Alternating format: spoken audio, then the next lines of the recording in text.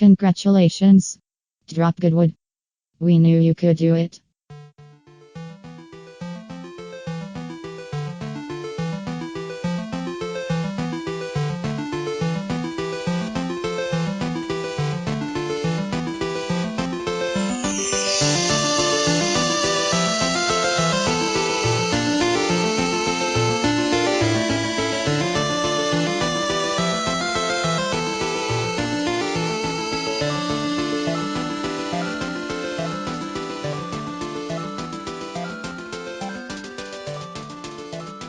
At the exact moment I hit record, like my downstairs apartment neighbor made like a squealing sound. I don't know if you could pick it up or not. Squealing like how? Squealing like rubber tires or squealing like I'm so excited! It's the Q&A Post-Mortem for Dice Funk Season 2! They're totally the biggest fans. They're such big fans.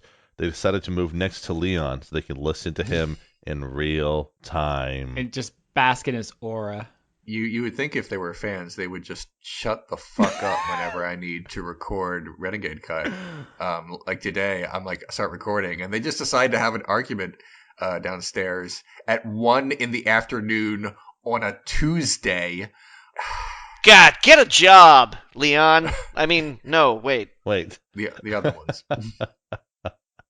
So last time we recorded one of these post-mortem Q&As, it took, I think, 2.5 hours. So let's jump right into the questions. I'm just so you know, I'm actually unprepared to go over the limit tonight because it is the Q&A. So I'm not like right in the middle of a question. I'm not going to be like, and that's when I decided to bye. I'm going to do my best. I'm going to try to run through these. Almost certainly anything we want to talk about is asked because we have roughly 10 million questions. So Okay, we'll leave it to you then. Nice. Yeah. Where do we start? I have a bunch of questions from Twitter and a bunch from the forums. So I'm going to start on Twitter because that's what my tab is open. And I'm going to ask them and we're just going to go. Let's just see where this one goes. Do you hear that, forum folk? You're second best. Oh, no. Don't antagonize them. They're wonderful.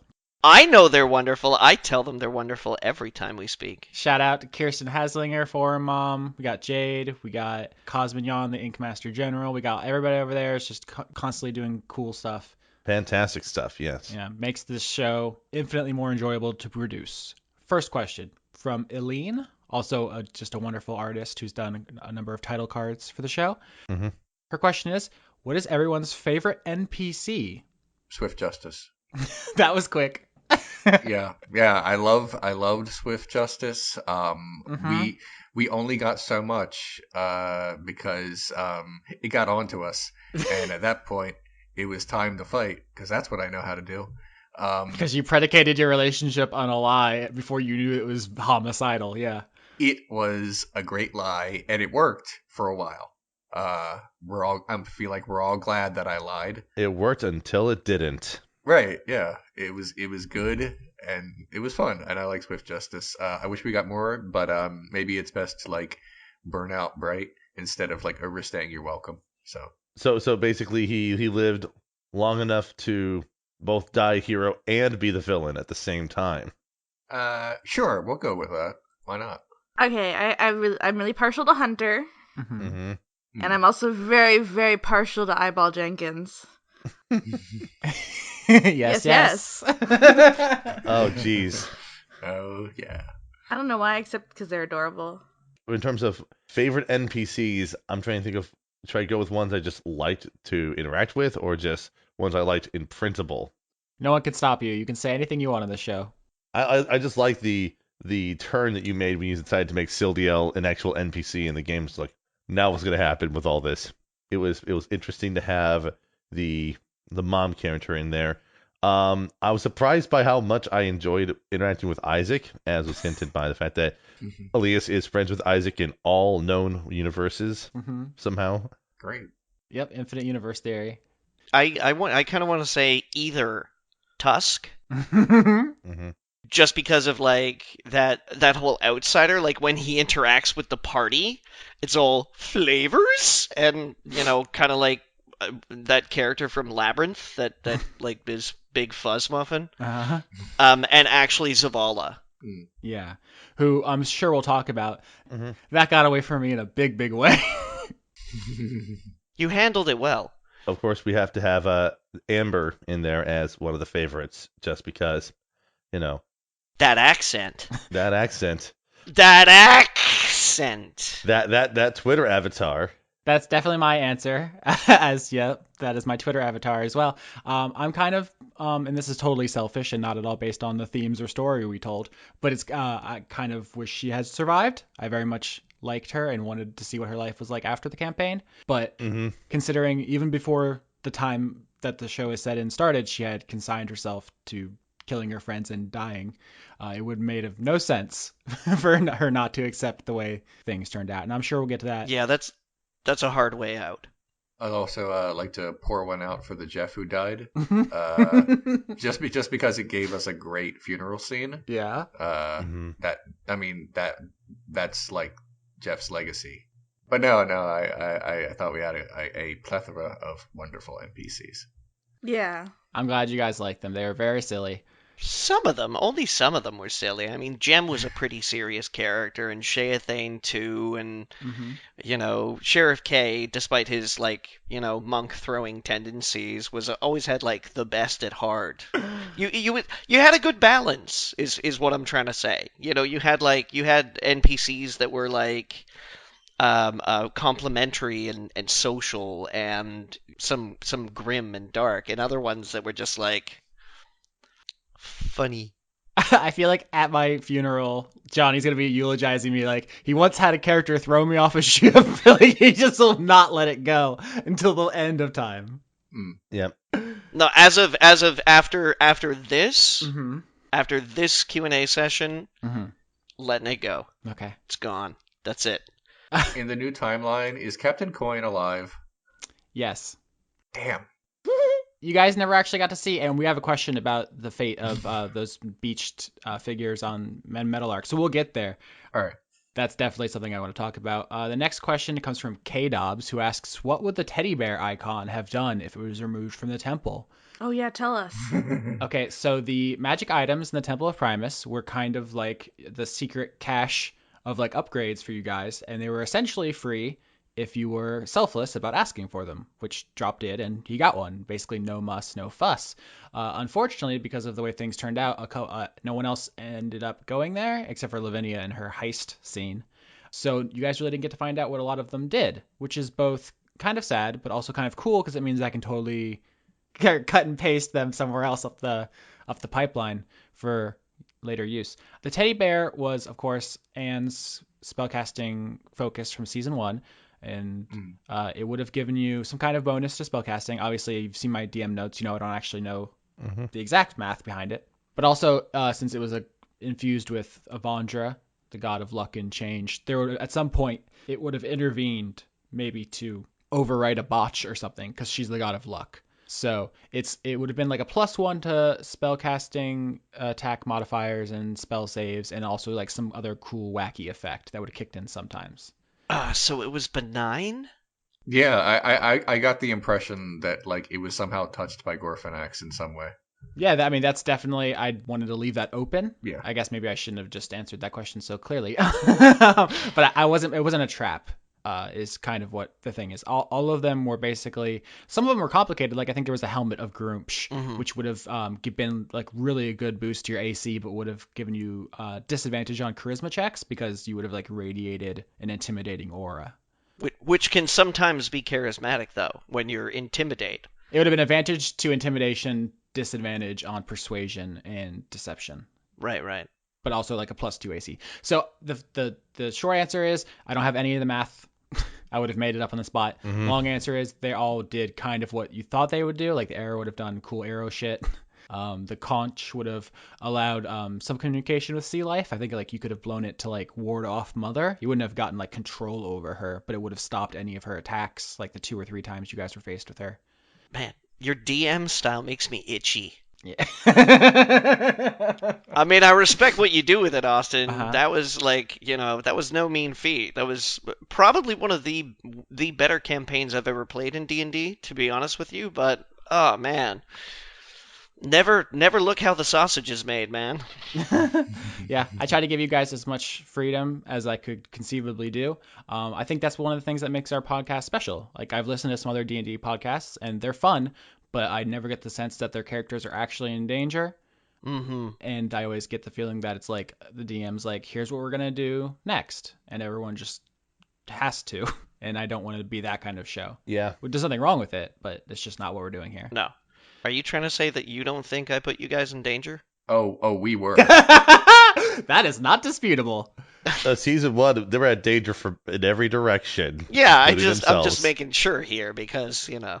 I also brought the danger. There's a reason why I casted sleep so many times on you, more so than any other group of individuals in the entire campaign. And yes, in fact, I think, keep track, it's like, there's a number of times I casted sleep on Violet versus everyone else, and Violet wins. Yeah, I think you did it like twice on non-parties, and Violet was like 4? He did it once on Tusk and it worked, and once on Fox and it didn't, and then the rest were Violet. Yep.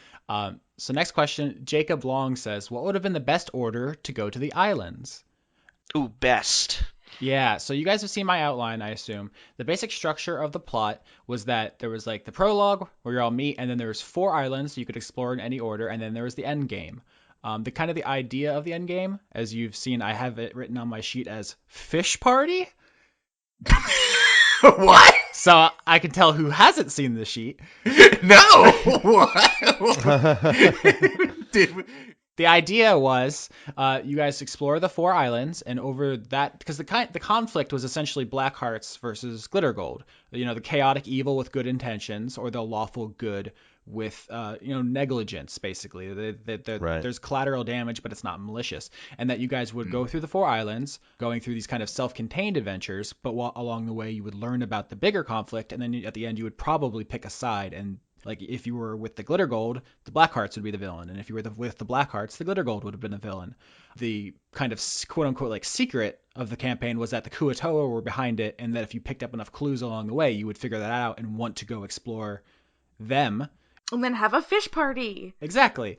Oh, man, we should have done that. Well, that ended up not being necessary because Lavinia got kidnapped and got a little taste of Fish Party. Not the whole thing, but you ended up through a series of events which included robbing the Temple of Primus to getting the spell scroll, talking to Alona to get Detect Thoughts, using Detect Thoughts on Hunter while asking the right questions. You ended up getting all the information that you would have got from Fish Party. So you guys... I ruined the fish party. Yeah, you essentially circumvented the mechanics of it while still getting all the info, which I think is really interesting, and it also shows the flexibility of the structure, because I could have said, like, an NPC would be like, I think we should go check out this place, but you guys got there on your own, which I think is super cool. And also, it turned out that the conflict we ended up having was not the one I thought we were going to, because in episode 8, I accidentally did a used car salesman voice, and we ended up with a new villain.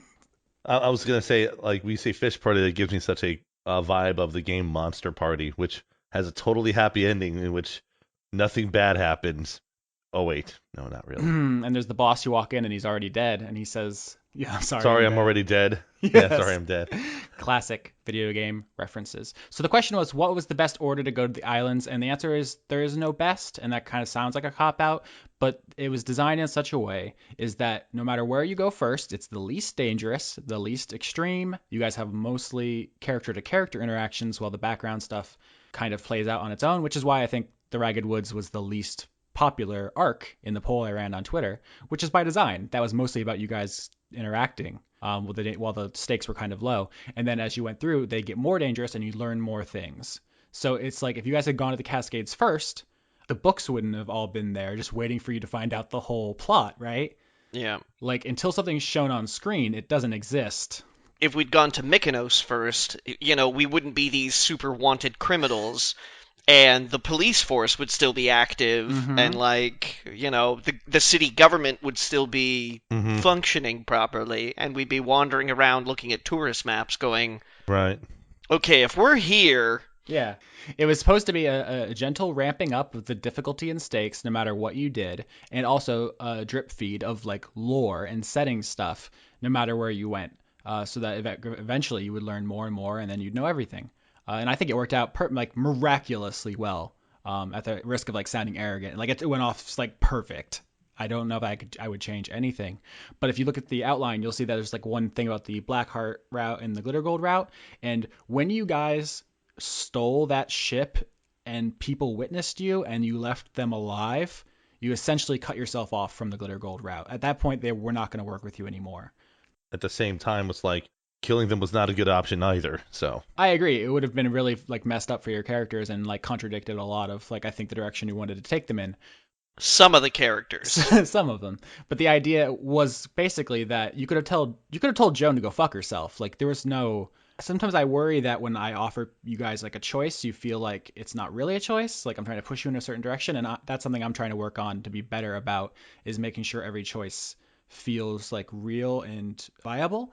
So if you guys would have said like, no, you're shady, we're not going to steal something for you, and then explored Meadowlark, eventually you would have ended up in a situation where you would have been recruited by Glitter Gold, and they would have sent you to the Four Islands to do other stuff. Like, hey, we sent some people to the Ragged Woods and they haven't come back. Can you go check on them? Like, Mykonos is kind of falling apart, and we have some people on the inside of the council, and they said some people are getting killed. Can you go check that out? You're like, oh, the Drow and the Bullywugs are at each other's throat, and we can't like do any trade over there. Can you go check that out? Or like, the orcs are demanding money, but we don't need them anymore. Can you go like tell them to fuck off? Like, there would have been, no matter what you've done, reasons to go to those places, and so the basic structure would have stayed the same. But the point where you guys basically made the decision is when you decided to steal the ship. The other one was when you guys decided to go over the side of the ship with Ziggy, because once you guys left there, you guys didn't go where the ship was going. And there was like, you guys could have been taken to where like the gnomes were and then had to like break out. Like there's a bunch of other stuff that could have happened. Oh, sure. I mean, it was just one of those things where like the direction that we were going in was established pretty quickly in the first few episodes.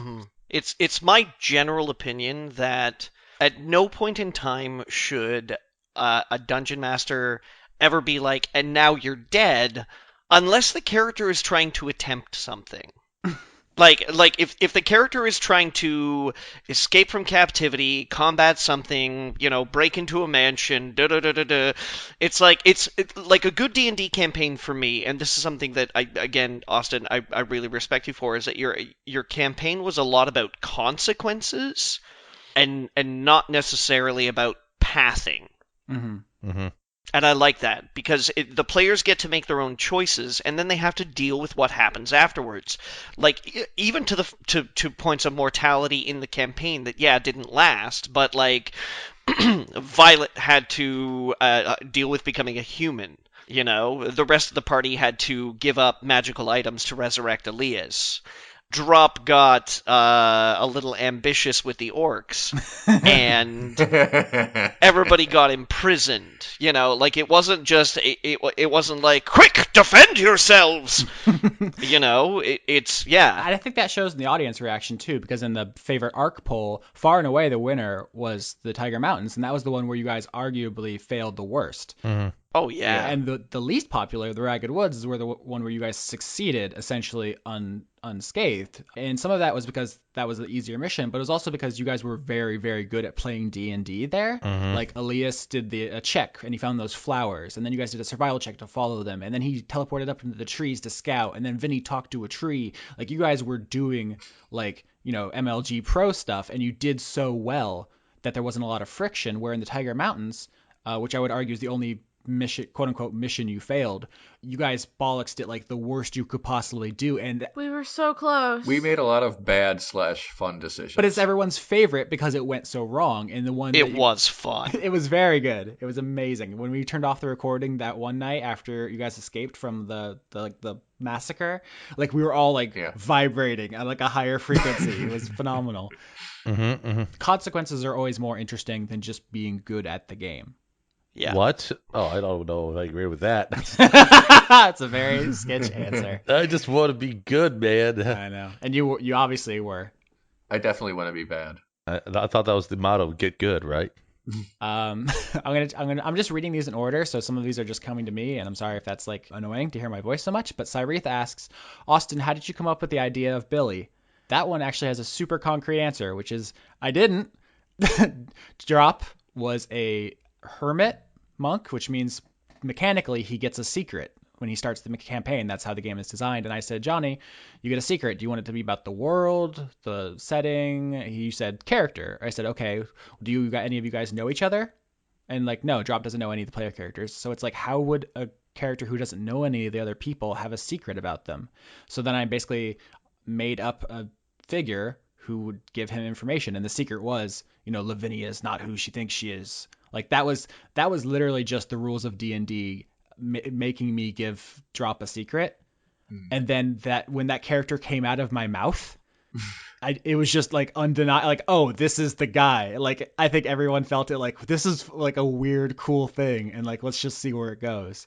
So I had no idea that it was going to be the thing that it turned out to be. Oh. And I just kind of rolled with it. Like the original plot was it like about the Blackhearts versus the Glitter Gold, and that's just not what the show ended up being. So. Yep.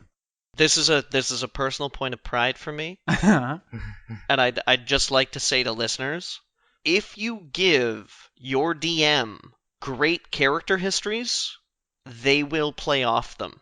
So write people, collaborate, make stuff. It's so much fun. Yep. As a DM, getting other people's histories and going like, ah, yes! Yep. My whole point earlier about Sildiel should speak to that entirely, because that was all purely based on two things.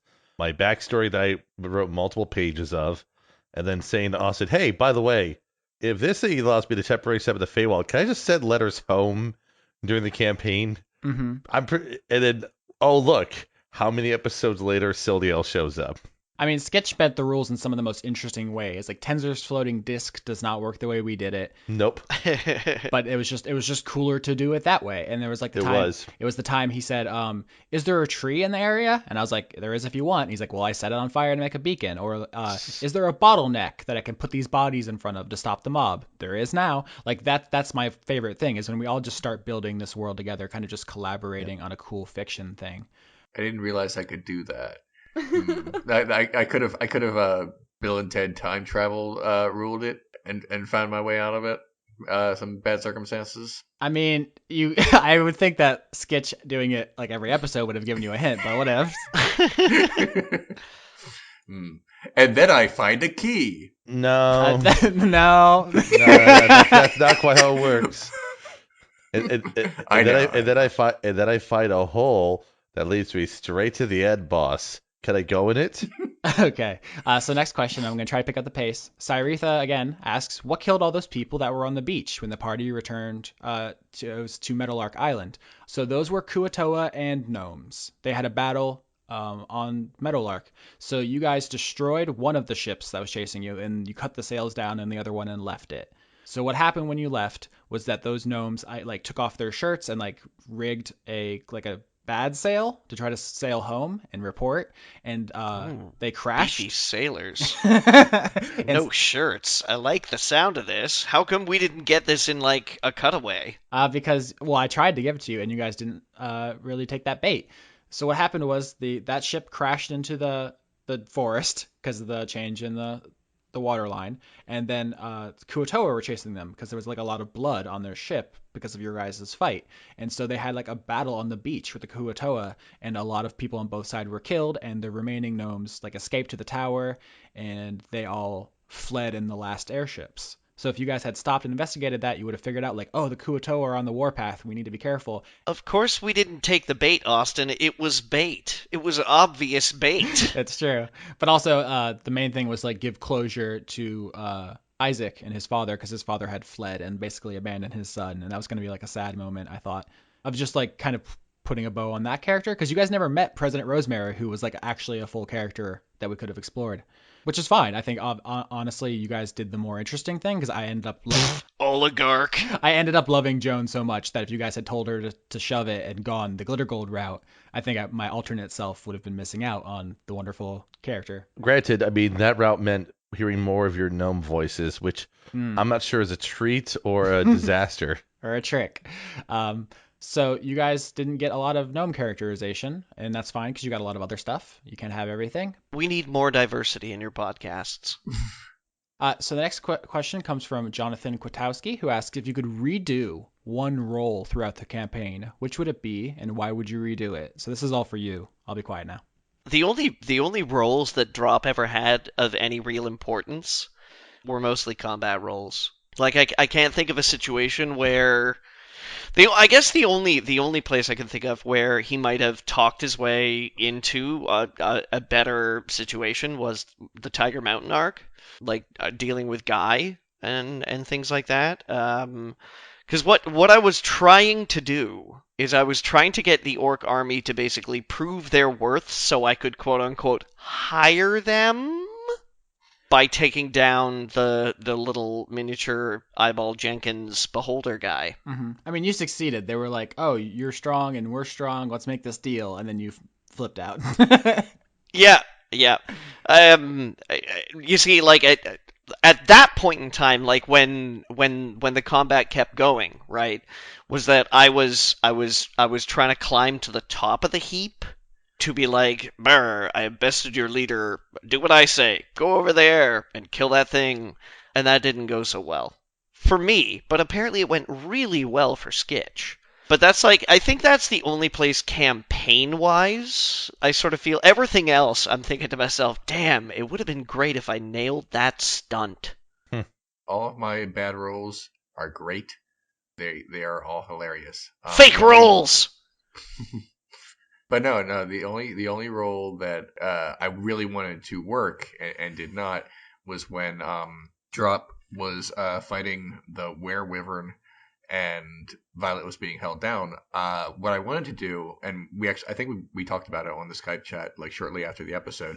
What I wanted to do was have Violet actually get up, and since Drop was having difficulty deciding whether or not to kill the Wyvern, I wanted Violet to kill the Wyvern, or find a way to. Basically, that may or may not ruin her deal with Alona, but I thought that would be a cool character moment where Violet decides to do something that will probably get her killed, but it's sort of like making her decision about where she stands. That did not happen, but I like the way it turned out anyway. I did everything short of like screaming, "Please make a roll for knowledge, please. I'll tell you, please," and you refused. You could have just choked her to death. So her skin is impenetrable because of werewolf myth, but like you could have presumably like broken her neck or did a bunch of, so there were options. Oh, well then I was actually going to do the neck snap. That was the whole idea, that there would be a big Superman kills General Zod neck snap at the end and everyone would go, but it looked like everyone was kind of leaning towards no, and then there was like a moment where Violet looks at Drop and is like, should I let her go? And Drop shrugs, which is his thing, and Violet took that to mean no, and so I decided that Violet would not kill the Were-Wyvern if, everyone was like, this is over now. So the moment passed, but I was happy with the way it ended anyway. What was the question? If you could redo one roll. I don't know. Your strength stat? Right? Yeah. I didn't even think about rolls for that. I'd say not being able. I mean, it's not really so much a role as me, I guess, fucking up with the spectator, because that could have meant Ziggy lived. We have a question about combat coming up, and I'll definitely talk about that in a sec. But I think Lavinia's bad stats made a lot of things work, because if you look at the string of events which led her to be able to basically bypass Fish Party, she had to fail the roll to not get kidnapped by the Kuatoa. Then she had to Failed to escape. Yeah, failed to escape. Then she failed to attack it back. It slit her throat. Then she had to successfully talk to Hunter, successfully climb up the inside of the pit, successfully get the loot back, and then do a translated talk, and then successfully talk to Father. There's like 8 rolls there, right? And if it doesn't work out exactly like that, she doesn't put herself in a position to befriend Hunter. I've done some very difficult passive runs in video games like Dishonored and like Deus Ex and crap like that. I couldn't have played Lavinia. The math on that is comical. Like if someone actually ran like the percentage chance of hitting every single one of those rolls in exactly the way that needed to happen to get to that result, we could never do it again. We could run this campaign 100 times. It would never happen the same way. And that's really cool. Yep. I feel like that about the Tiger Mountains too, with the talk with Guy. So I wouldn't change anything. I know this was more for the players, but if we change a single thing at butterfly effects throughout the entire campaign and you guys end up somewhere else. The only one I thought would have been interesting would have been being able to see what would have happened if my persuasion attempt towards Fox / the Devil was successful. Yeah, that was a very high DC. I think it was 15, and you rolled like a 12 or 13 or something. Yeah. And he was just super evil, and he did not want to talk, and you almost got it, but like... Got that sword and never used it. I mean, you stabbed Welch with it. You definitely stabbed Welch with it. We all stabbed Welch. We got in good stabbings. I did not stab Welch, but I put some. Well, you punched Welch. I put some hemorrhaging in there. But here's another thing. If you look at my outline, I think there's a part where I like list under items that are gainable during certain parts. I think I put the sword under the first Tiger Mountains arc because when you guys saw Fox there, like when Elias and Lavinia were hiding from him in the smoke, you could have just ran over and yanked it out of his neck. Like you could have had that sword first arc if you had gone Tiger Mountains first. Right. Oh. And like then it would have been very different. Like you would have been much, much more dangerous. So like it's funny that you ended up with it and never really put it to too much use. Right. But the alternate is that like everybody you fought died, and that's like super dark. Yeah. To an extent, another reason why Elias was apprehensive to actually use the weapon because it's like, this is some serious shit, man. Yeah, that actually ties in with this question. So K Dobbs asks, what would have happened when the waters rose above the portal to the plane of Earth or the Tiger Mountains portal to Hell? Things would get really salty. And steamy. So those planes would have started flooding, Yeah. which isn't super relevant for our purposes. Like I don't think you guys actually care if Hell floods, and obviously it would have only been one of 666 layers, so like it's just not. I do. I'm going there. Nope, we'll talk about that later, but definitely not. No, I mean as a person. Oh, as Johnny. Yeah, definitely. But so what's interesting here is that with portals in the world and the world rising, yes, eventually other planes would have started flooding. I don't know if we ever brought that up in show. There was just like, is Zavala targeting other planes? Like that came up, but like the idea of opening up the stuff flowing into other ones never really got talked about. Right. And when Violet was approached by Zavala during the Mykonos arc, if she had made a deal, and we probably got a question about this, what would have happened? I mean, obviously I would have made Violet super powerful, which would have been interesting, but also would have opened a portal up, I think, to the Feywild, because she's Fey, Unicorn or Fey, which means the Feywild would have been directly and imminently in super big danger of flooding, because where Violet was when she would have made that deal was like right on next to the water. Mm-hmm. So like we talked about how when we get to the Feywild, we have to be quick because the prime material will flood. Like if Violet had taken that deal, the short-term effects would have been that Violet would have been badass, right? Like she would have gotten like a super horn, basically, and like some cool powers. Like I would have made her super powerful. The bad effect was like, oh, now the Feywild's gonna flood. So I think that would have been a cool. I think like Elias would have been pretty furious, and probably Sildiel too, which would have been a pretty cool friction. But Yeah, but then you know what I would have done? what? Is I would have made a deal in the sky of the material plane, but while I was on the ground of the Feywild, so the water flowing in would just flow right back out again in the sky and make a cool waterfall. See, this is why he made people not be able to talk about it, so they wouldn't pull shit like that. Let's just say it's a good thing that Sildiel never was encouraged to attack anyone in the party. That would have been bad. Sildia was so powerful, and Skitch was so horny for her to fight someone. Hey, I was not horny for her to fight someone. That's a mischaracterization. You were hot and bothered, Skitch. Everybody could see it. I was bothered, but not hot. Here's the question about that. James Neely asks, can you explain how you altered the NPC combat stats? I really liked how intense the fighting always felt. First of all, thank you. I think I did kind of a lot behind the scenes to make the show work the way it did, and I'm so happy with the way it turned out. I think every fight felt impactful, and it moved at a really good pace. So when the dice fell one way, we get something like the Drop Gem fight, where Drop just whoops her from hell to breakfast, even though she was very powerful, but she botched and he crit on the first turn, and like it's just hard to untilt that, right? So that felt really cool and badass. And then on the other end, you get the Spectator fight where Ziggy botched, and then that became like a very close to total party kill situation, which I think a lot of people would consider bad dungeon mastering. But for my purpose of making a radio show, it was exactly what I wanted, is to make every role feel really important and dangerous and cool. And it worked. Like it could not have gone any better. from my perspective at least. I think maybe it was a little stressful for you guys. Feel free to chime in. I felt great about it.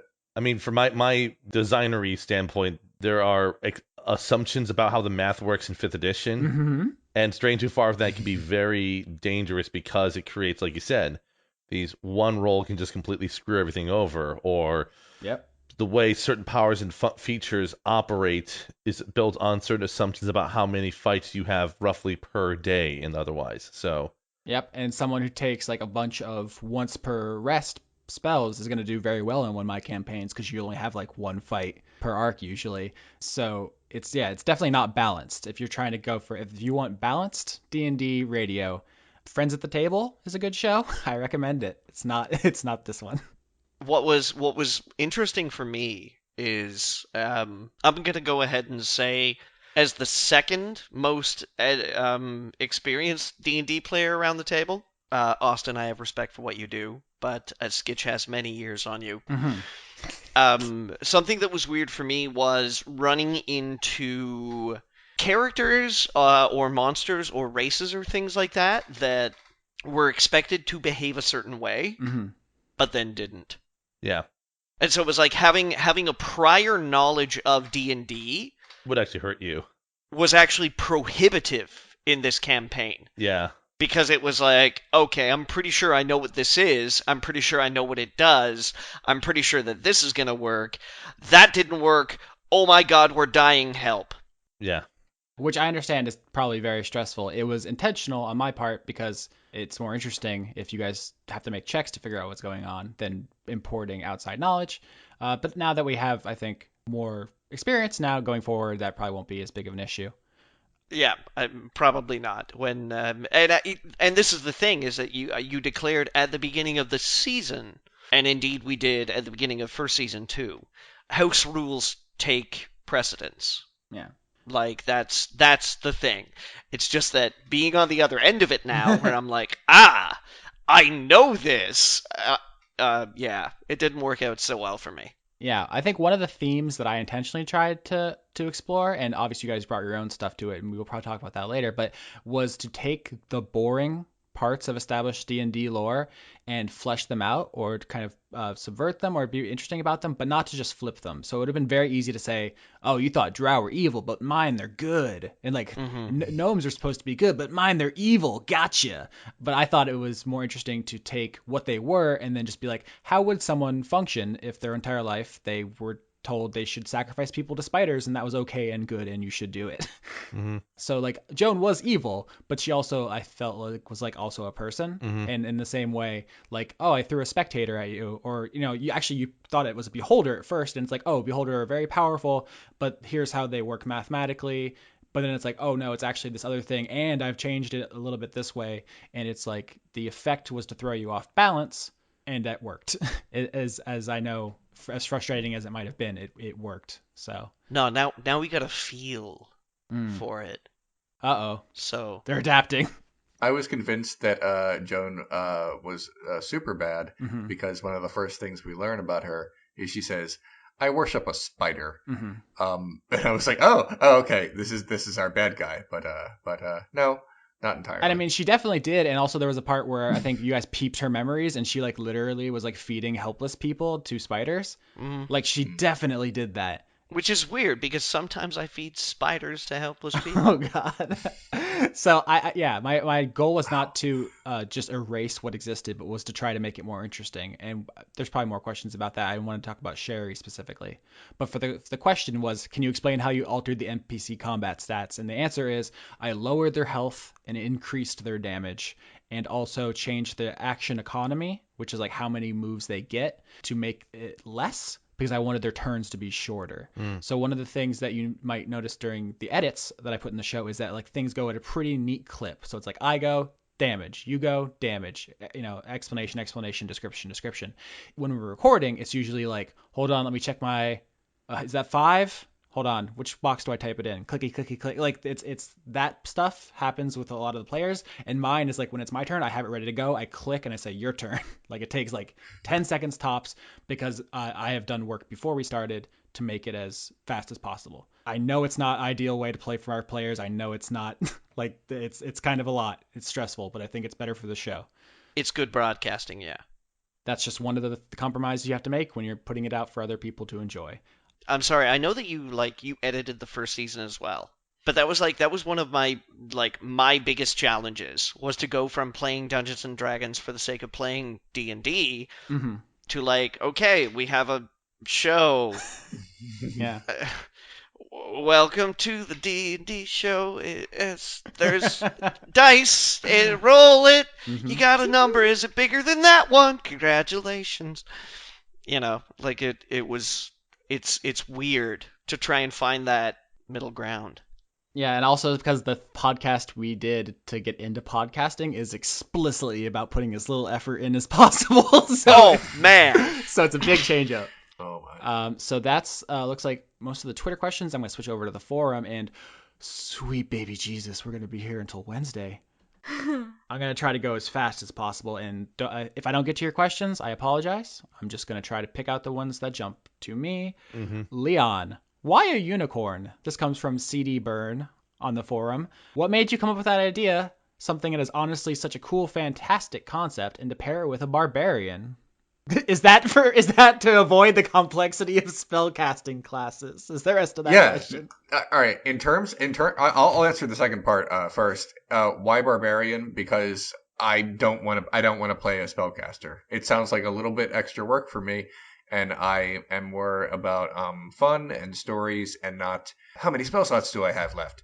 Oh, okay. Which I'm sure is not actually that hard, but I don't want to. So in terms of why a barbarian, I think that's how that got fleshed out for practical purposes. Why a unicorn? I like unicorns. They're cool. There's no I haven't been planning to play a unicorn since I was 6 years old and finally I sprung it.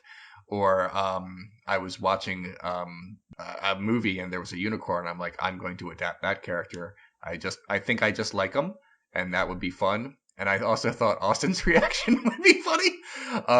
I think I was looking through D&D stuff and I saw unicorn and I'm like, yeah, that sounds like me. There's no like amazing story behind it. They're just cool. That's it. So the next question is from John Paul, who asks, people seem to be assuming that Dr. Sherry was sincere when she said the moss part was part of her. Was this true?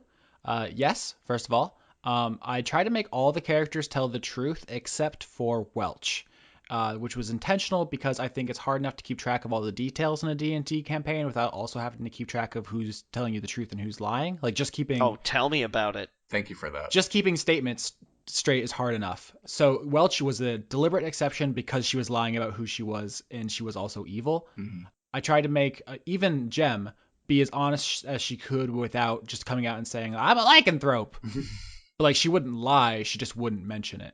So Dr. Sherry was 100% serious. The Moss Heart was literally just her organs animated with evil magic. And you guys didn't really totally get into like Gnoll and Goblin culture that much, which is totally fine. It didn't turn out to be relevant. But like the idea behind that was in fiction, Gnolls are super fucking evil. They're like literally demon spawn, like the demon, I think it's like Yinogu. It's like impossible to spell or pronounce.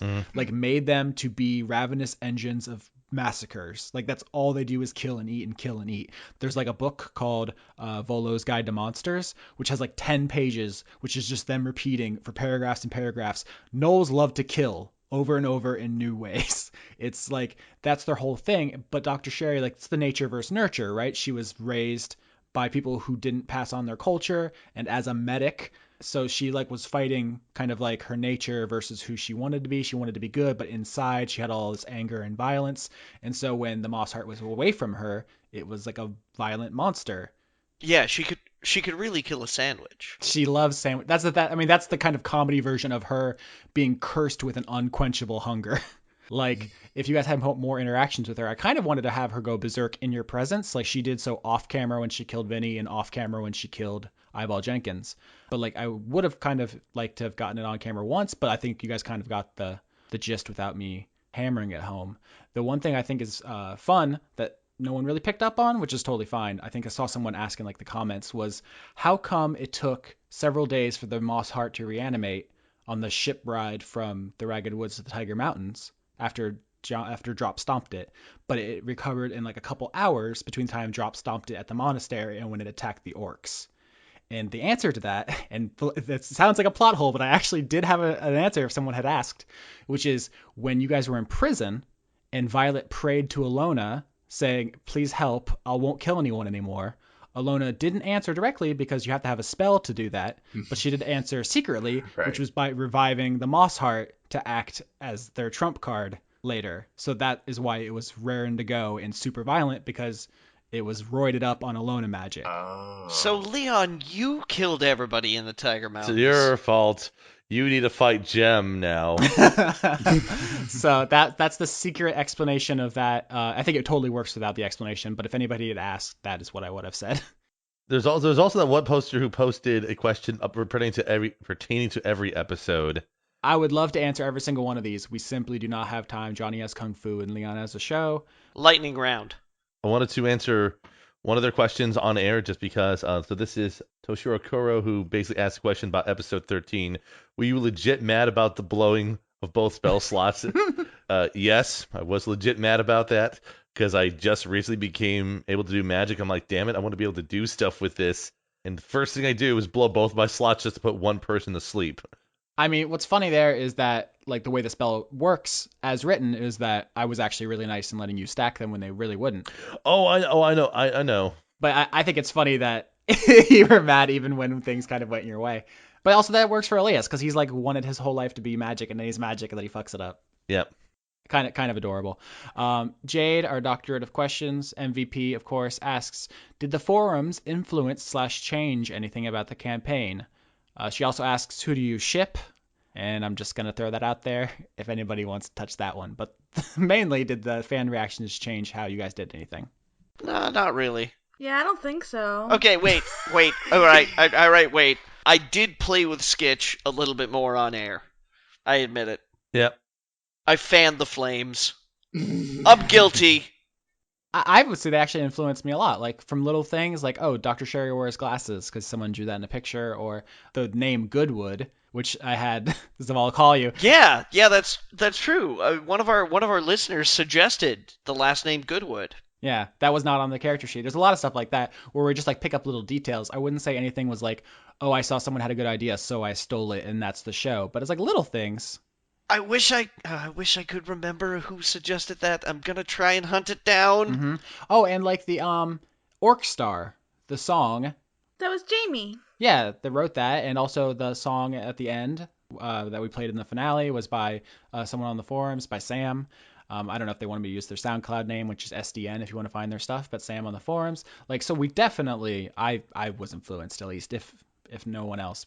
I don't know if it influenced my way of playing within the campaign itself proper, but it was, I mean, I'd have to double check, but I mean, I interact with the forums very regularly, so there's probably some things that were passively influenced as a result of the forum interactions.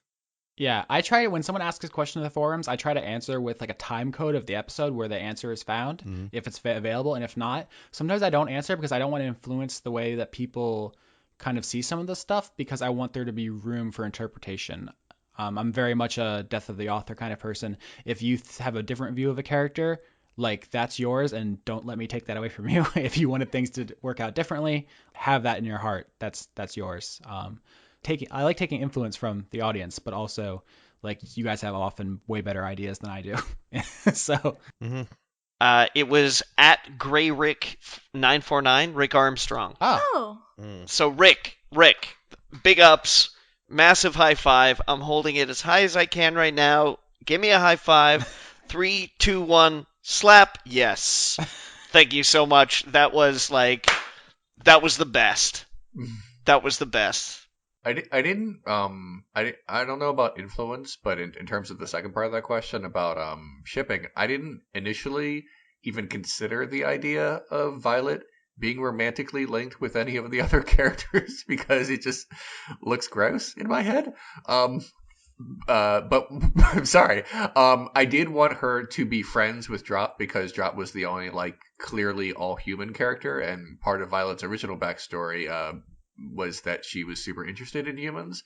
When she became a human, I briefly flirted with the idea that she would make goo goo eyes at Drop, and I think I did that once where she blushed at him, but then I was like, we do not have time for this. The game is almost over. It's a cute little moment more than a full plot line. Yeah, that's all. I'll say I do ship Vinny and Gem though. Mm-hmm. And that was, of course, totally organic. I had no idea that was coming. There was just an awkward moment where you wanted to go get food, and then I had two characters in a room together, and I didn't know what to do. I didn't. Just for the record, I did not ship Drop with anybody, actually, because there's no way that Sad Boy could have. Not a chance. So no. And I'm kind of same-minded with Elias, but that's for other reasons that I've kind of outlined in the forums as well. I have a lot of moments planned because I mentioned this to Austin many times. I'm not great at improvising comedy or even drama, but I'm good at writing it in advance. So I had a lot of ideas about stuff that I was gonna do that didn't happen, but I am glad that I wrote out the things that did end up happening that ended up being good, because if I were just put on the spot, it just wouldn't sound good. Truly, I did an amazing job casting this show for the skill sets required. The next question comes from Sekhmet, who asks, what major plot details were in place at the beginning that changed over the course of the campaign, and what sparked that change? I've touched on this a little bit as far as like basically the entire point of the conflict changed because of the choices you guys made and because of the voice that came out of my mouth when I talked for the character in Drop's head. But also there was a couple of scenes I had pictured in my mind, and not really ahead of the whole campaign, but like in the week leading up to the episode, right? Where I'd be like, oh, I bet this is how this is going to happen. And not a single thing I ever had in mind ever happened. The first one off the top of my head is like the bodies on the beach. I was like, oh, you guys are going to investigate that. There will be really dramatic where you guys pick over the bodies, maybe do an investigation check. One of them's Captain Coin. He's dying. Violet, you're going to have a moment to either forgive him or maybe put him out of his misery. And then like, nope. Nothing I ever thought before, like, oh, I'm sure none of that ever happened. Not a single time. I know that feel. But yeah, that's the answer. Captain Coin was dying on the beach. Oh, I actually would have liked to have been the one to stomp on his head. Revan asks, what check do you wish the others would have done? This is something I'm going to talk about episode 1, season 3. This is my style. I don't know if this is everybody's. This is the way I play the game, and there was a little bit of miscommunication, so I'm going to be very clear. I like to make people make saving throws. I like when you do the checks. And that's just the way I approach the game, because I feel like saving throws are like things you're avoiding and checks are like attempts you're making. So a lot of times, like, you guys could have made mostly intelligence checks, like, you know, about this religion or about this culture, about stuff like that. And this is because I wanted to give you the opportunity to kind of like Sherlock it, like have that scene where you walk in and you notice the scuff marks and then you put this and this together. And if I just said like, hey, everybody give me math to see if you get the exposition, doesn't feel cool to me. And I just wasn't clear enough about expressing that. So no, that makes sense. I mean, saving throws sound like things that happen to you, and checks seem like things that we were supposed to make happen. I'm different minded on that, especially because passive investigation is a literal stat in the game, which is to act like passive perception. So you walk into a room, and if something goes beyond that passive threshold, the character intuits it or notices it by facto. And I would, there's a couple times, mostly early in the game, where I'd say, oh, Drop's the most perceptive, he notices X. Right. But as the campaign went on, that DC exceeded anyone's passive. So once again, I probably should have been clearer about that. But for future, the knowledge checks, I think, are actually, I was going to say knowledge checks are going to be more on the player in season 3. That's not true. I've built an NPC specifically to help you with that. Is it an exposition robot? What do you mean? Doctor story time. The NPC will be there if you have questions. So if you're like, how does X work? That'll be that. That's what that's for. Right. If you want to walk into the room and Sherlock scan it to solve the mystery, that's still a check. Yeah. Because it's cool for you to do that, so you succeed and win and be cool badass. But for anyone who just has a question, I want anybody at any time to just be like, how does X work? Why does X work? And then that just be easy. Okay. Lauren/Lavinia, you never seem to use cutting words. Question mark. This is from Tushikuru, and I noticed this as well. Not just cutting words, but also vicious mockery, which is the iconic bard cantrip, the spell that you get infinite of, and that is both damaging and helpful. Lavinia never used once. I mean, feel free to speak on this, but I think it's just like such a perfect encapsulation of Lavinia. Yeah, no, it's perfect for the character. Cutting words is such a good ability too. It's so good. Vinny wants to make friends with all our evil enemies, so that should tell you something. And also, to be fair, I've literally never played D&D before. So it's really easy for me to forget about like things that I had at my disposal because I never played before. And that's totally fair. I just think it's funny that like the main tools of the bard were a little too rude for Vinny. So next question, Xenochrist asks, if the players defeated the Sky Pirate crew and fled with the airship in episode 1, how would the game have proceeded at that point? I was trying to make it happen, Xenochrist. So they were essentially at level 6, which is where you guys ended up, but you were at level 1. So mathematically, I don't know you would have been able to beat them in combat, but you could have done something like weird and interesting, like jumped onto their ship while they were on the other ship and then ran off with it, and you know, there's a bunch of like just cool, weird, creative stuff you could have done. And if you had escaped and just went where you were going, just escaped, then we would have probably had a scene where you like tried to like live in the new place, and then the water kept rising, and you're like, oh, it's everywhere. And then Vinny probably would have been like, oh, my family. Like, you probably would have ended up going back. It just would have changed, like, A, the timetable, which would not have been great. And B, I probably would have made up some characters for over there who would have come with you. Like, I guess the short answer is I would have made shit up, right? That's the short answer. Yeah. I just realized we could have Star Trek 3'd it. We could have destroyed our ship while going on to their ship. There's a lot of cool stuff. Oh, here's a good one. This is from Kirsten, the random answer on the forums. She asks, did you guys have anything planned for your characters that didn't happen for story reasons? Yeah, tons. One thing, basically, the whole idea behind Violet originally was that she was going to be very pure of heart, and that she just really loved humans, and then she would and we would go from there. But when the Blackhearts showed up, in my mind, look, I realize that Austin's campaign is going to go his own way, but because I have a very like Final Fantasy RPG mindset with this that I eventually had to get rid of.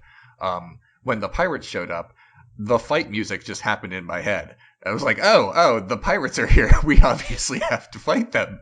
And everyone else was like, no, let's just see how this goes.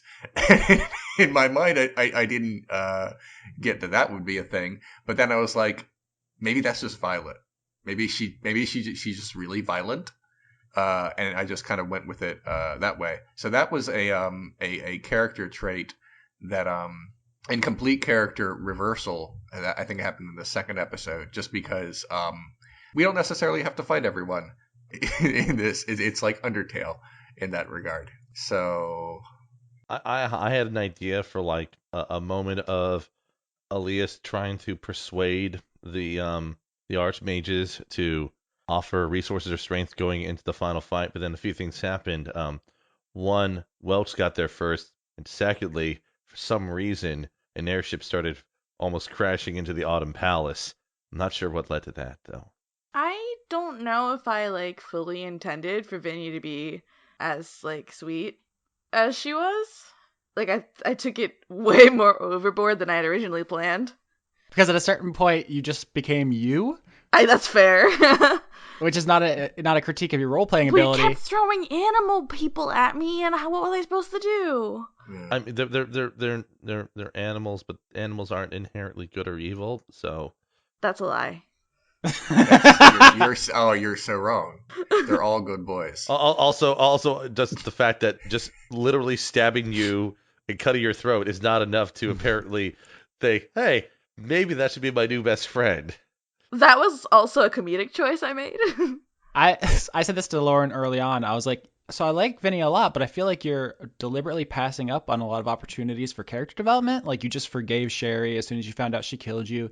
You haven't held Tusk choking you against him. Like you're just being. And then like halfway through the sentence, I realized, oh, it's because you're just a conflict averse person. It's just because you don't like confronting people. Even in our fakey fake make believe world. Speaking about that, that was actually a thing that we talked about, Austin, that didn't happen was Elias and Vinny having a bit of conflict Yeah. and a bit of an argument at some point. So yeah, there's a couple times you guys could have clashed, not just Lavinia and Elias, but Violet and everyone at some point. Sure. No, I had even written a song Uh-huh. for when I got into a fight with Elias, Yeah. but it never happened, so... How did it go? It was supposed to be to the tune of, Maria from The Sound of Music. Mm-hmm. Oh. Like, nobody solves a problem like Maria, but it would be like, I forget what the words were now, but it was like, something, something, something like Elias, but it was mean. Nobody I can't is remember. a problem like Elias. Something like that, yeah.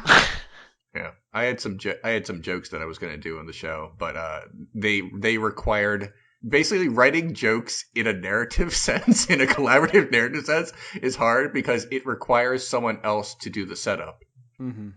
and so that happened occasionally. My best stuff did not happen because it just couldn't, and that's the way that works. I want to drop to live. Oh, Oh, I'm so sorry. No. I mean, like, but the thing is that I wanted Drop to like live in a mangled way. You know, like things that he had done and the things that he had seen and the things that he learned about himself were all just maybe like would have been too much for him. So I kind of pictured Drop just like, like leaving the monastery even and just like going to a farm. Well, okay, so I think we're gonna have the ending conversation now. We'll get back to the questions, but there's a bunch of stuff I have to say on that subject because A, if you want to have your headcanon be that they picked a different door, you can have that. Like, there's no reason you can't exist in a world where Drop lived. Like, just because that's the one we went with, there's a lot of cool ideas we talked about.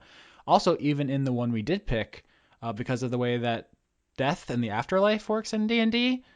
wait a minute. See, I was a little confused about that. So maybe Austin, you can clear this up for me too, because the way you said it was instead of Drop, being Drop that we knew, you said Drop died in infancy. Yes. So doesn't that mean that Drop did in fact exist, but just died before reaching maturity? Yeah, exactly. Okay. I was under the impression that he died in childbirth. That's the same thing. I guess that depends on when you consider life starting, Oh Austin. God. Oh my. The point is, Drop died young, but because of the way the afterlife works in D&D, that means Drop's soul went to probably either the Outlands or Mechanus, depending on if he was lawful. Which are great places, both of them. Read about them, and you'll be real happy to hear about what goes on there. I once stayed at a Holiday Inn in the Outlands, and man, let me tell you. Because he hadn't been indoctrinated to any church and didn't believe in any god or anything like that, so obviously some really great things happened to him. Oh, so I think you're thinking of like that wall from the older editions of D&D. Like that would okay, so D&D has gone through a lot of changes. It used to be very bad to die without a god. Now in the 5th and the version that I'm under the assumption we're playing is that you basically just went to Planescape. As a baby. No, you would have been just in like a pure platonic soul form called a petitioner. Uh-huh. Which is not really aged. It doesn't really have an age. Mhm. You're just like your pure essence, and you're just like chilling with everybody else's pure essence. I shouldn't say the sentence out loud because I don't know if I actually want to do this as a later season. Edit it out if you have to. I like the idea of the final image of this stupid season being a bar, glasses clinking, people are talking, the camera pans over, Ronaldo's sitting at the bar. The door opens, Drop comes in. Because they both died without religious ties. So they both end up in the same place forever. What if they're friends? What if they're friends? What if they're friends? It'd be like an all-star season. I'm in. I'm so in. I have a quick question, Austin. Yeah. What would have happened if Elias had his deepest wish to never be able to forget what had happened up to this point? Yeah, so let's talk about that. Ooh. There's a ton of different deals you guys could have made. And remember, it's not like a trade. He literally just, all Zavala wanted was the abstract concept of you being open to the sacrifice, right? So it's not like you had to give anything up. If anyone else wanted to say the words, you could have anything. Right. Just with like the spiritual, psychological knowledge that you gave him what it wanted, which was kind of, because he was kind of like a slimy dick that you didn't want to agree with. He always wants to be closing his deals. I know. Always be closing. He's Alec Baldwin, yeah. Right. So yes, if at the end Elias would have said it too, and his thing was like, I would have remembered this journey, that's also like just as legitimate. So like, yeah, that's totally feasible. I also wanted to talk about like what would have happened if we did some of the other ones. Like we went into some detail, but like here's a thought I had, which is if you wanted the quote unquote best ending, and once again I'm like hesitant about even saying this because I don't want anyone to think you guys did like wrong or anything. Like I'll hear it. the ending you guys did was great. I liked it. It was thematically coherent in a way that shouldn't have been, frankly. Right. It did a lot of stuff with giving everybody kind of what they wanted. Like Drop was no longer under the influence of anything. He also got to create a world where Sheathane never suffered. Yep. You know, Lavinia got all her friends back. She created a world where her parents never had to mourn her. Elias ended up, you know, going on his adventure, learning magic, getting closer with his mom, helping shape nations. Violet got to be a unicorn and got people to think she's a hero. And like, yes, they lost stuff. They lost their character development, but that's because in the theme of the show is sacrifice, and you guys had to give up something meaningful, Right. and something that would be sad to lose, or else it wouldn't mean anything. Right. So I say all that because I didn't go into the episode with any expectations. I deliberately tried not to have in mind anything you guys could do because I didn't want it to like influence the direction. I wanted to just shut up, listen, hear your ideas, and then give you feedback. Right.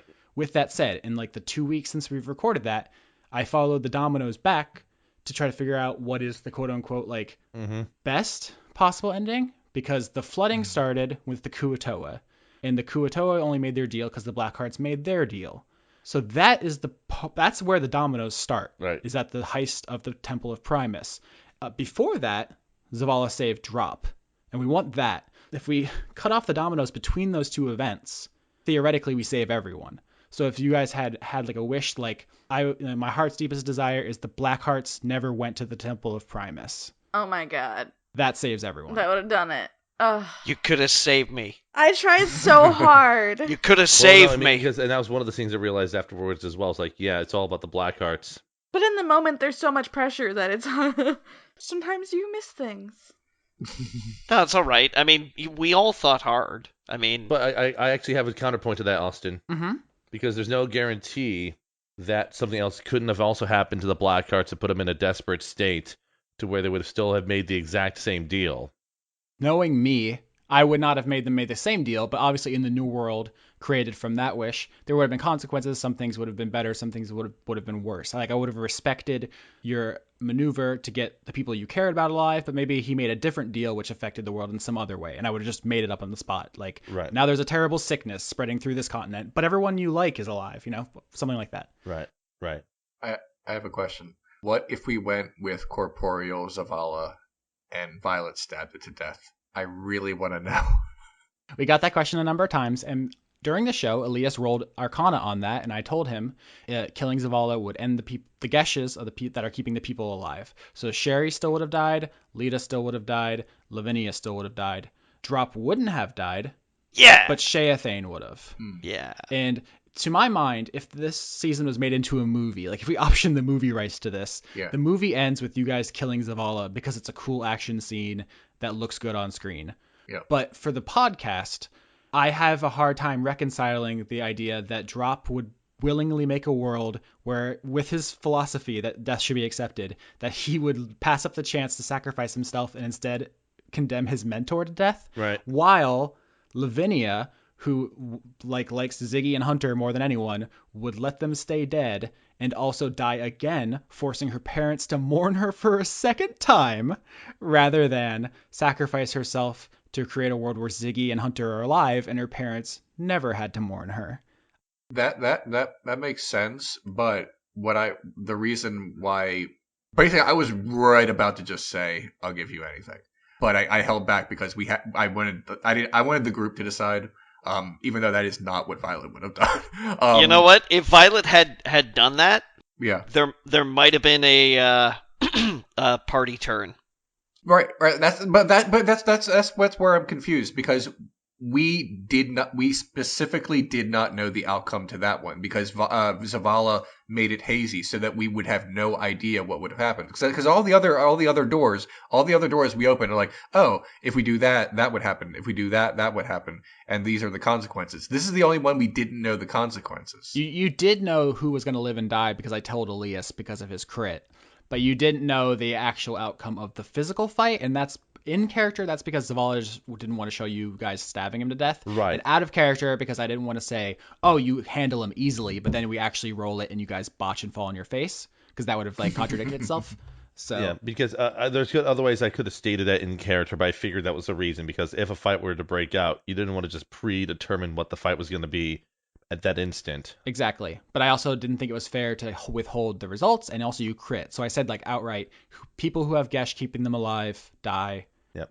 But like for example, if you guys would have killed Zavala physically, Drop and Joan, arguably like the two favorite characters, at least mine and a lot of people I've seen on social media, would have lived, and that would have been cool. Like selfishly, I would have liked that. I like Drop and I like Joan, but those are the characters who were most okay with their own deaths. Yeah. Right. Like since before the show even started, they both were consigned to death. So the idea that they would both change their mind after 10 months of us making this show, it breaks my suspension of disbelief. Yeah, Drop wanted agency. He didn't want, he didn't want to like live the life and see the sights and. I just wanted Violet to get her stabs in before Elias put her to sleep. No, I wouldn't have to because you're dealing with a corporeal form of effectively a deity-ish creature. It's going to be either resistant or invulnerable to non-magic weapon attacks. Be respectful. A post-dimensional creature, please. Oh no, I'm sorry, but Violet's wish would definitely be you're just meat now. Not oh you're the thing that I want you to be. It's I want you to be meat that I can stab. I wouldn't have screwed you over. He would have been basically Thank a you. meat golem, and you guys would have killed him. It was 11-1. Austin, be respectful. It. Okay. Yeah, I misgendered Zavala a lot, and that's just because I have a dumb bad mouth. It's definitely it. All right. And so the question which we were on from Kirsten was, did you guys have any planned for your characters that didn't happen for story reasons? We'll get back to the ending stuff in a minute. I just wanted to throw mine out there before I forget it, which is, among other things, I was expecting Gwendolyn to be more of a character. Yep. Before Elias killed her, and I have absolutely no problem with the way things turned out because she wasn't needed clearly, and that added to Elias's characterization and stuff. But it really did blow my chance of making the pun I had been saving about her name. And this is the part where Lauren gets to throw me under the world's largest bus. You've been saving this since episode 10. Here I am. I'm laying down in the middle of the road. Run me over. Okay, I mean, I know Johnny was on to you. Uh-huh. Like, the thing that got me is I was literally, like, just listening to my fucking playlist, and Fleet Foxes came on, and it was one of the songs that is, the whole world is Fleet Foxes. And nobody said it. I haven't seen anybody say it, because there's a song called Ragged Woods. I think the album is Lorelei. There's a song called Tiger Mountain Peasant Song. What was the other one? Mykonos is a song. And then I started looking up all your other names, and it's literally all music shit. Every single character and place in season 2 is a music joke. I know. I knew Johnny knew. I'm the person who would know the least. It also helps because Johnny's character's name is Drop, which also helps in that realm too. So the punchline to Gwendolyn was that she was a spider, and Gwen Stefani has a song called Spiderwebs. Oh my. And I was so excited for that joke. Kay and Moreno are members of the Deftones. Chino Moreno is the lead singer of the Deftones, yep. James Maynard Keenan, a.k.a. Sheriff K, lead singer of Tool. Oh no, it's Tool, that's right, because they do music together. They did actually when I came up with that, your dad's, we were sitting and I was like, so what is your parents' situation? And you're like, I don't want to be stereotypical, but you can make up the rest of it. And we were listening to Passenger. But yep. Which is a duet between James Maynard Keenan and Chino Moreno. Every single character. We can sit here and play a game if you guys want to jump a step to me, but Swift Justice. Taylor Swift. Oh, Nice. Nice. okay. Yeah, so we could do that literally the rest of the night. Even little things, like I would describe someone as like stabbing northward. It's instead of a normal thing a human would say, because there's a band called Stabbing Westward. He JoJo'd us. Almost every single word I spoke in the season was a musical reference. I can just picture you now with a stack of CDs, just like, shit, I gotta come up with a character name. Come over here. Eiffel 65. This is you're in a town called The Edge. I mean, I'm pretty sure somebody in the forums picked up on the Black Hearts. Early, yeah. I saw a comment, I think on YouTube, like episode 3 or 4, where someone's like, I think Joan is part of the Black Hearts because Joan Jett. And yes, you got me.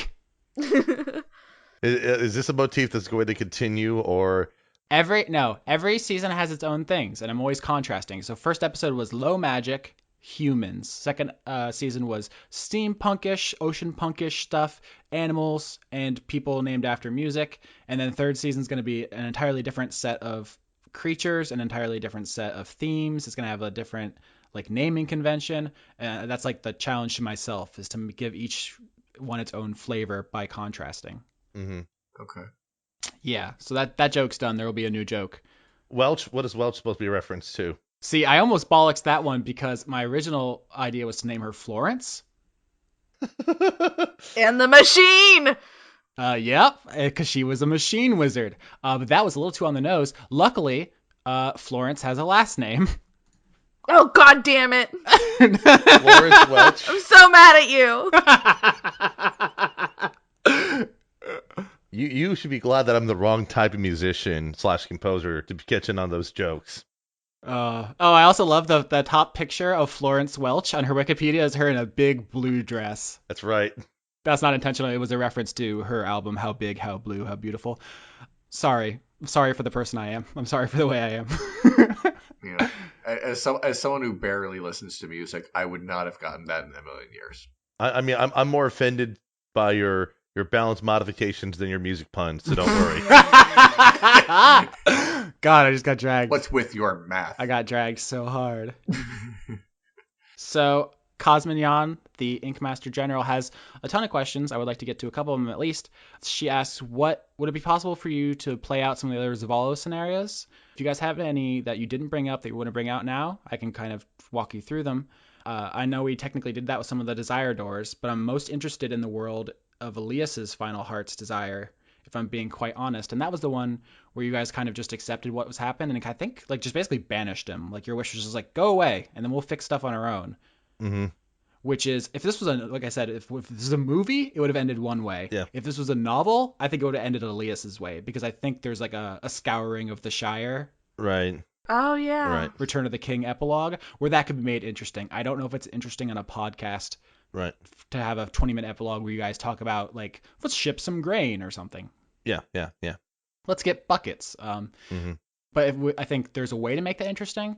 But I think the basic vision is, like, you guys get arrested by the Eladrin. They zone of truth you to figure out what you were doing. And then you're let go. And you're like, let's get to work. Building and mourning.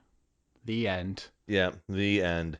The only thing I was going to ask, and just off the top of your head, if Elias did ask for, I want to remember everything, what sort of mark would have been left on him afterwards in the alternate timeline? Ooh, that's a good question. Probably something on the ear because of his earring motif. I once again just made up the wedding ring thing for Lavinia kind of on the spot. Yeah. And I was also curious, no one really questioned what happens when she dies, because remember the deals are temporary. I have my own personal interpretation. I don't want to tell anyone else theirs is wrong, but eventually Lavinia will die. So. Well, we all will. What is your interpretation? That's how that works.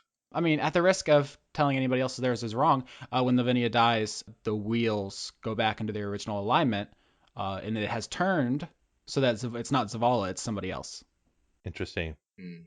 So basically someone else would intersect with the PMP, then a different adventure would happen. Everybody in season 2 sacrificed so that the Prime material wouldn't have to deal with Zavala. They basically got a break from outside influence, but it's not like forever. Permanent, yeah. All right, so I guess next question. This is another Cosmignon joint. What is everyone's favorite moment of role playing? I answered this in the forums, and it's something that Cosmignon actually referenced in one of her drawings, was when Joan said to Elias, I could kill you anytime I want, or effectively, and Elias responded, so why don't you? And sort of catching her completely off guard with that was probably one of my favorite moments in retrospect. Mine was Violet versus Billy. Yeah, that was good. That whole scene. I did so many cool things. So did Elias. I mean, there's things I don't. No, I know. I don't consider saving drop to be a role playing moment. I consider that to be a combat moment. It's jokes. So when I think role playing, I think strictly acting as the character, not doing things in combat as a player. Lavinia really came into her own near the end. We were talking about the popularity poll before we started recording, and so mad. Drop won by like nearly 20%. Everyone loves Drop. Everyone else was very close, around the 20% mark. Mm-hmm. But I feel like if it weren't for the last arc or so, Lavinia would have been much lower. Like everyone really got on board with her after she started just being unreasonably understanding. I'd say that as an interesting side comment, I think that the character that went through the largest arc in terms of personal growth and change was probably Drop in the scheme of things. Yeah. Because he basically became altruistic to a certain fault towards the end of the campaign, which was neat to see that happen. I do still really, really, really like in the Tiger Mountains arc. Mm-hmm. My conversation with Guy. That was good. That and maybe any of my really good charisma roles, really. Anything where I had to talk my way out of something was my favorite. Mm-hmm. Yeah. Hanging out in Bullywug Town, boosting Ziggy. Oh. That's good. That's good. Yeah, just being like, yeah, dude towed 12 boats by himself. I saw it. He was fast. It was amazing. He was on fire. Literally didn't hurt him. He was underwater, too. It was crazy. I'm going to guess Austin's favorite moment, mm-hmm. which was making me incredibly awkward by having Professor Chance macking like crazy on Sildiel.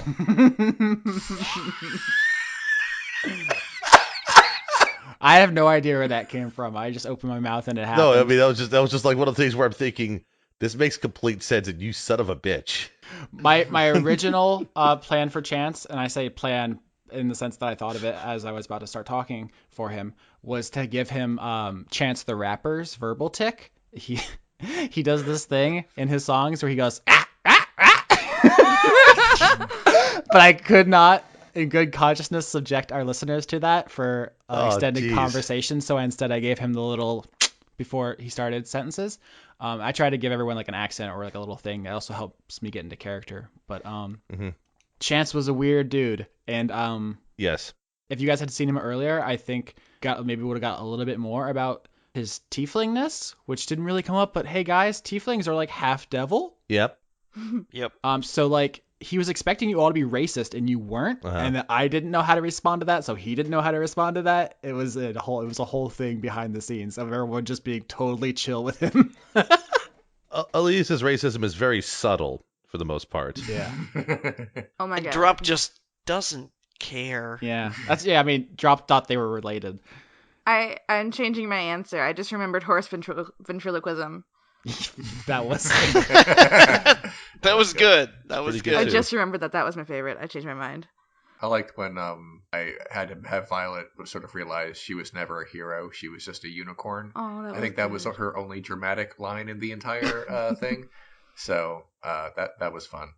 Let's lightning round as many questions as possible. Let's just shout answers and see how much we can get out. All right. Cosmignon says, is Jem still a werewolf in the post-world reset? Good question. It's deliberately ambiguous. Was there any deeper, this is also Cosmignon, was there any deeper meaning behind attaching last names to Drop and Vinny during the course of the campaign? Vinny's last name was a joke, just a goof, and Drop's was picked from Twitter, so no, not thematically or anything. Oh gosh, I wish we had more time because I wanted to talk about the themes and motifs. Like we actually had like legitimate like literary techniques, like doors and portals was a strong motif throughout the series, and like sacrifice and like duty and family, like the idea of like parents and children is like a really strong. Like there's essays to be written about there, at the risk of sounding like a pedantic asshole. Okay. Oh gosh, someone in the forums is named Baby Bok Choi, which is Thank you. Thank you. Thank you. Thank you. Good Lord. You're delicious. oh my goodness. Basically, there's a lot here, but the idea is about the music, and I changed it. Was that planned? I got a couple questions about that. No, not ahead of time, but we had reached a point where the tone had shifted, and also you guys had just finished the second of 4 arcs. So it was exactly the halfway point, and it had suddenly gotten very dark, and I decided that Windmill Hut was no longer really appropriate. And also, I really like that song from Bastion. And then later, I decided to make it thematically relevant with the Home Sweet Home line. Because originally, remember, there was no plans in place to go to the Feywild until like episode like 30. That was absolutely, totally like spur of the moment. But then I decided, oh, like it fits perfectly with the song. So yeah, that wasn't planned at all. And also, it was a very anime thing to do to switch this Yeah, I was about to the say. song halfway. Yep. And that's just everyone brings their own flavor to it. Like in season 1, Johnny was like, "Oh, this is a Lovecraftian noir," and then we were like, "Actually, it's black comedy horror slapstick," and then like those things just kind of got blended. You got actually. Yeah, and in season 2, I was like, "Oh, this is Princess Bride. It's swashbuckling fun." And you're like, "No, I'm a depressed monk, and also my family died, and my parents are religious nut jobs, and also I'm a disgraced unicorn." And like you guys brought your own flavor to it, and so it ended up a separate thing. And so like it felt like I needed to honor that both like in my storytelling and in things like the music. Yeah. And so like season 3, I have like I'm bringing stuff to it, but you guys are also going to bring your own thing. So I have no idea how it's going to turn out. I don't know how much I want to tease, but season 3 is going to be very different. It's going to be very cool. Favorite Vinny song? Someone else pointed this out after you did it. You did used to call me on your shell phone, and someone else was like, "Oh, it was spell phone."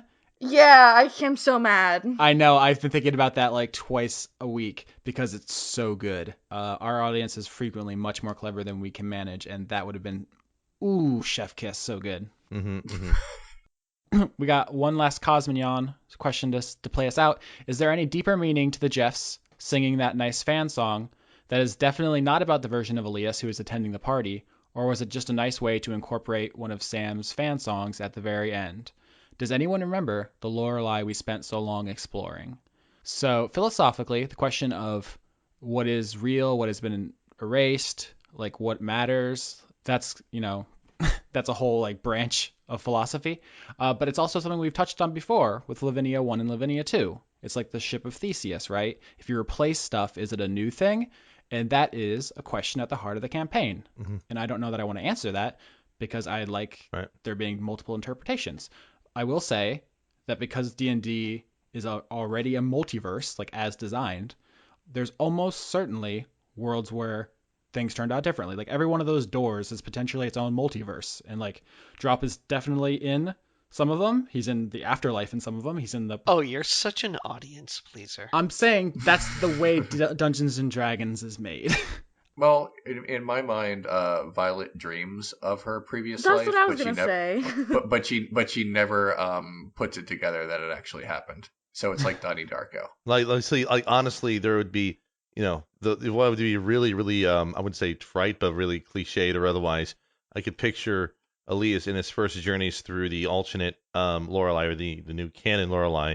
If somebody mentioned the idea of there being a little tombstone for the dropped Goodwood that was never born, and never grew up, and for him to sort of be like, I wonder what his life would have been, and he pens a story about this character, this person who never was born, and such, Also, and I've been thinking about this a lot over the last week, but I created the framing device of the Temple of Primus introducing the podcast.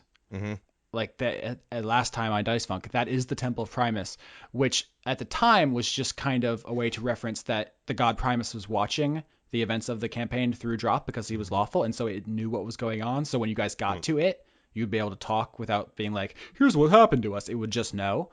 But given what has happened, which I had, of course, no way to know, I think it makes a ton of sense if Primus the god is aware of the other timeline because it sees all lawful beings throughout the multiverse. And so the podcast itself, the MP3s that you download, are from Primus.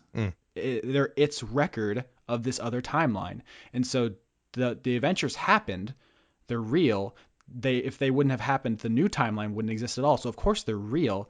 And the proof is that the show exists. Like Primus recorded it. Like the legend is passed down because someone has it. Like why wouldn't this become a story about like a group of friends who saved the world? Like the records exist. So there's definitely more questions, and I'm sure we'll get some more, and maybe we'll answer them somewhere sometime. But we're out of time for tonight, and I just want to thank everybody for hanging out with me for the longer than usual recording and everyone listening and the whole season. Like you committed to 10 months of us pretending to be elves and shit, which is really cool. That's more than anyone should ask of anyone. Thank you. Yeah, thanks. I guess I should say this. People have been asking. I am going to be taking season 3 off. I intend to be back season 4. Yep. So, barring some like weird meteorite hitting Dungeons and Dragons, I'll be back season 4. But yeah. So, but keep listening. Austin's a great DM. Thank you. I'll miss you, Johnny. Holy shit, one of my favorite moments was when Johnny realized Primus was actually canon in D&D and not just a really obvious dumb bad joke I made, because it's definitely a band. Yeah. Pretty little ass cue. Too many puppies. They're good. They're very good. Anybody else want to say anything before we leave? Yeah, just I really appreciate all the fans because I was so nervous when I started. And I'm like, I'm not that anymore, so thanks for being, like, nice. You did great. It all evens out. Thank you, Johnny and Leon. Just Johnny and Leon. Nothing for me.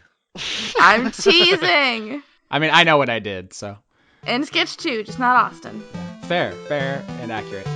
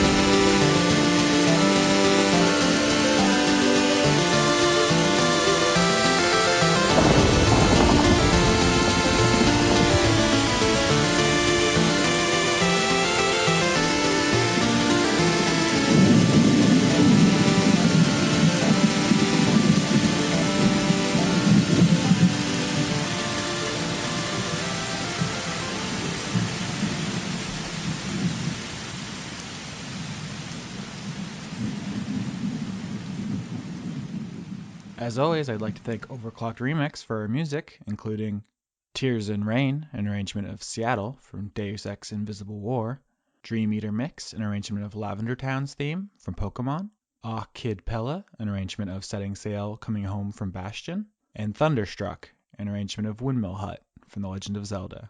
Executive producers for the month of March 2017 are Kirsten Haslinger, Extellaris, Joseph Tombrello, Andrew Grothin, Jade, The Cult of Gorfanax, Irving Royale, Finch de Jong, Arjun de Koning, Allison Ansell, Tarka, Luke Powers, Michael Goodell, Brent, Just a Jester, John Potts, Kevin Dobbins, Savarden Akramosa, Carl, Brady Warner, Kitty Foe, James Neely, Eugene T., Marissa Donaldson, Melanie Joe, Lana Seawolf, Toby Gleason Stack, Ruby Offer, Matthew Weber, Sarah Hanley, Melissa Booker, Cameron Abbas, Dylan, Gary Sayon, Anna Stuhlfar, Sean, the host of Funk Dunk, Giorgio Renna, Harrison Andrew, Kevin Zeidlow, Christopher Charlo, Jorrit, Viger Arnston, Cody Jackson, August Rue, Athos, Ingmar Gremen, and Paul Mullen. If you want to join this list, you can support the show at patreon.com/AustinYorsky or find Leon at patreon.com/RenegadeCut. You can also help the show by finding us on iTunes, Google Play, Podbean, and YouTube, and subscribing, liking, and commenting there. I'd just like to take a moment to thank everybody for your overwhelming support over this season. We literally could not do it without you, as we've suffered 2 computer failures over the course of just this single season. As we move into Season 3, with the new cast members, new player characters, and a whole new setting, I hope you'll join us there and continue to make this wild, stupid, hilarious, sad, beautiful show possible. So this is Ilium, huh? I didn't think a cursed town would look so quaint. I guess it's a good thing since I'm not going to be leaving here for a while. I should probably find some place to stay and start finding some leads on this mystery. Hopefully nothing weird will happen this time. I should probably also stop talking to myself. I stick out enough already.